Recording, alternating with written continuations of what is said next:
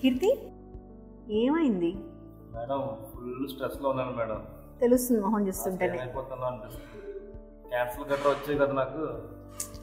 Stress ఎప్పుడో ఒకసారి తీసుకుంటే ఏమీ అయిపోదు, బట్ ఇదే స్ట్రెస్ని కానీ months years together carry on చేస్తే మాత్రం ఏదో ఒక హెల్త్ హజార్డ్ అయితే వస్తుంది. అంటే క్యాన్సరే కాదు, బీపీ, షుగర్ ఏదో ఒకటి వస్తుంది.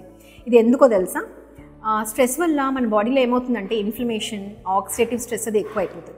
ఇదే కాకుండా బాడీలో కార్టిసాల్, కెటకాల్మైన్ లెవెల్స్ కూడా ఎక్కువ అవుతాయి. సో ఇవన్నీ పక్కన పెడితే మెయిన్గా స్ట్రెస్ని తగ్గించుకోవడానికి చాలామంది ఏం చేస్తారు? స్మోకింగ్, డ్రింకింగ్ చేస్తారు, సరిగ్గా డైట్ తీసుకోరు, సరిగ్గా పడుకోరు, ఫిజికల్ యాక్టివిటీ ఏమీ ఉండదు. సో అన్నిటి వల్ల ఏమవుతుందంటే ఒబీస్.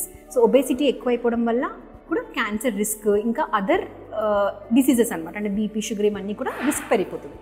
సో స్ట్రెస్ని తగ్గించుకోవడం చాలా చాలా ఇంపార్టెంట్. అండ్ ఈ స్ట్రెస్ తగ్గించుకోవడానికి మనం ఏం చేయాలనేది నెక్స్ట్ వీడియోలో చూద్దాం.